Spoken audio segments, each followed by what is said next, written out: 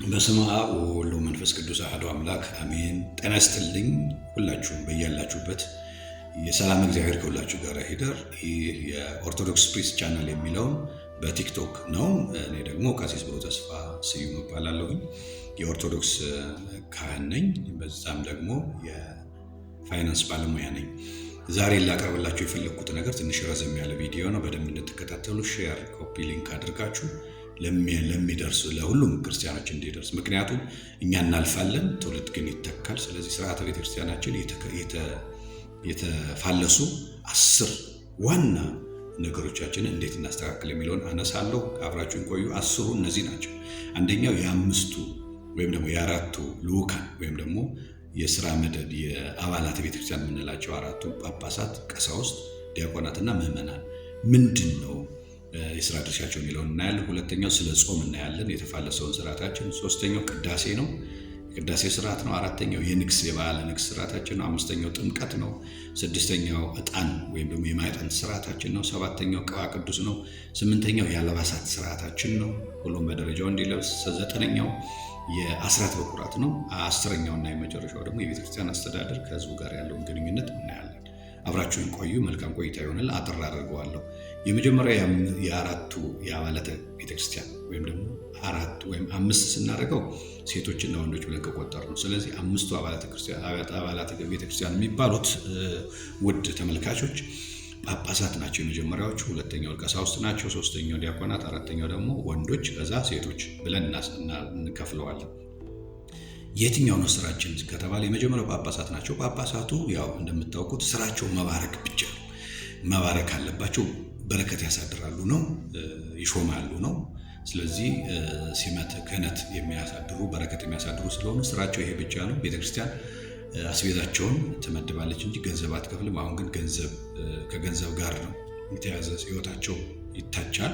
ይህ መስተካከል አለበት። ሁለተኛው ቄሶች ናቸው። ቀሳውስት ደግሞ ያስተምራሉ። ማስተማር የነሱ ስራ ስለሆነ ያስተምራሉ፣ ያጠምቃሉ፣ ያቆርባሉ ነው። ይህንን እየሰሩ ነው። ነገር ግን በገንዘብ ነው አሁንም እያደረጉ ያሉት። አንዳንዶቹ ደግሞ ጭራሽ አያስተምሩም፣ በሌሎቹ ተቀምጠዋል ማለት ነው። ስለዚህ ካህናት ወደዚህ መመለስ አለባቸው ነው። ሶስተኛው ዲያቆናት ናቸው። ዲያቆናት ስራቸው ለሌላ አይደለም።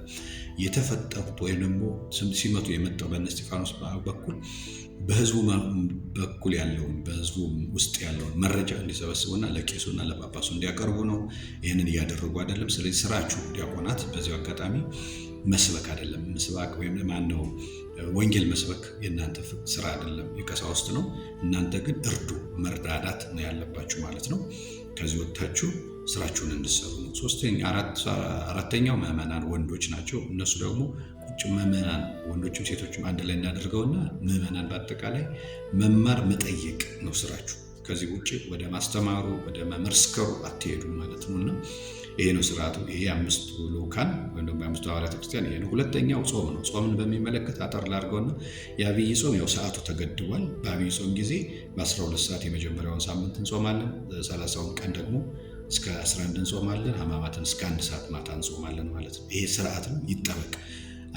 ሶስተኛው ቅዳሴ ነው። ቅዳሴ ስርዓታችን ደግሞ የቅዳሴ የሰርክ ከሆነ ከ7 ሰዓት እስከ 9 ሰዓት የ2 ሰዓት ቅዳሴ ነው ያለ። 7 ሰዓት ይገባል፣ 9 ሰዓት ይወጣል። 6 ሰዓት ገብቶ 8 ሰዓት መውጣት ይሄ የታድሶች ነው፣ ተቀባይነት የለውም። ይህንን እናስከብር ነው።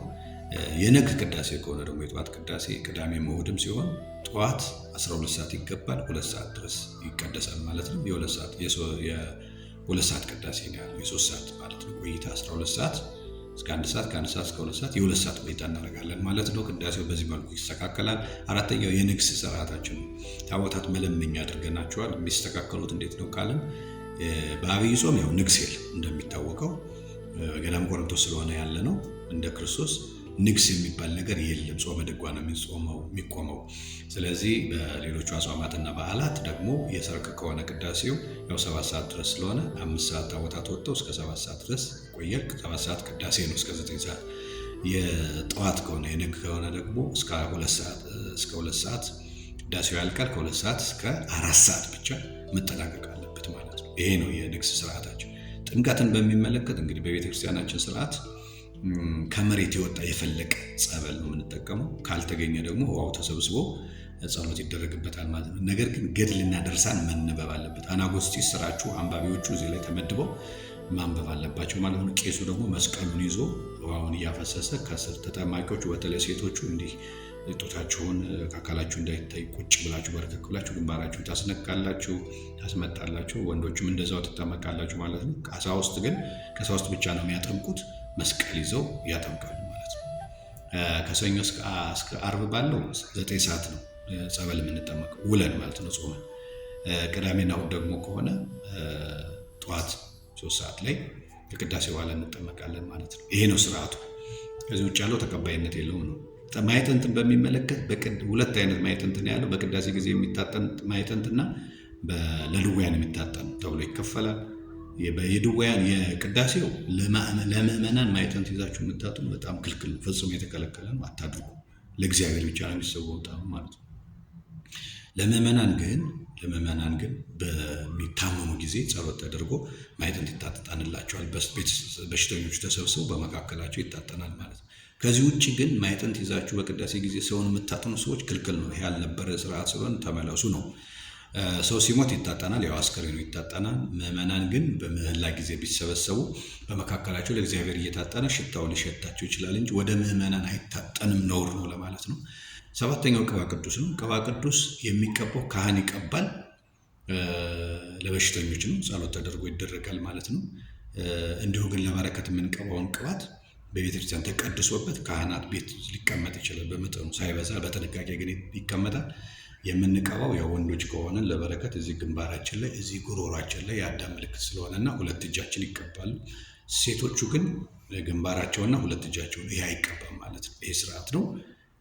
ስለዚህ ይህን እናደርጋለን ማለት ነው። በጆሮአችን ላይ እናደርጋለን። ጆሮአችን ሲያምን አይን ላይ ግን አይቀባም በፍጹም፣ ጆሮ ብቻ ይቀባው ማለት ነው።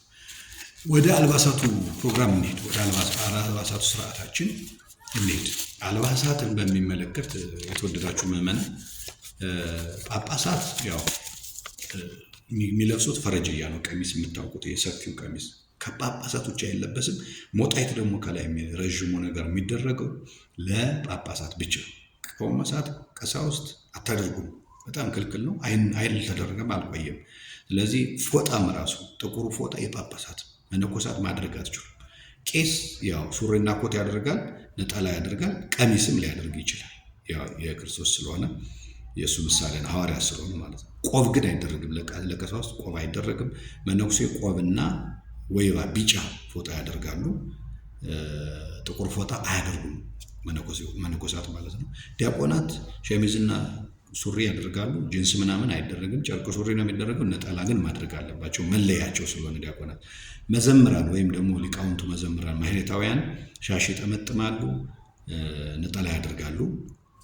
መምህራን ከሆኑ ግን ካባ ይደርባሉ ማለት ነው። የቅኔ የአቋቋም የተለያዩ የአጽዋት ወዜማ የአብነት መምህራን ደግሞ ያደርጋሉ ማለት ነው። ቄሶች የሐዋርያት ምሳሌ ስለሆኑ ቀይ ካባ ሊያደርጉ ይችላሉ፣ ያው ከለሜዳው ስለሆነ ማለት ነው። ስብከተ ወንጌል ለአገልጋዮች ቄስ መሆን አለባቸው የግድ፣ ቀሚስም ሊያደርጉ ይችላሉ ማለት ነው።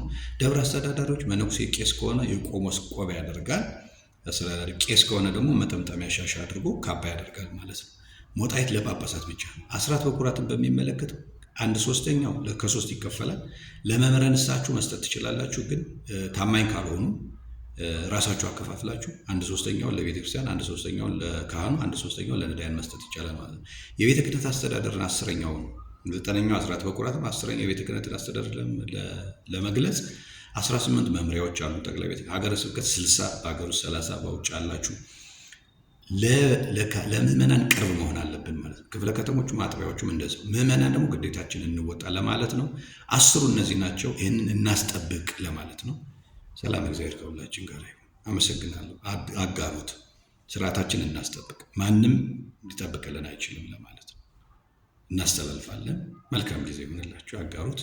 ሰላም እግዚአብሔር ከሁላችን ጋር ይሁን።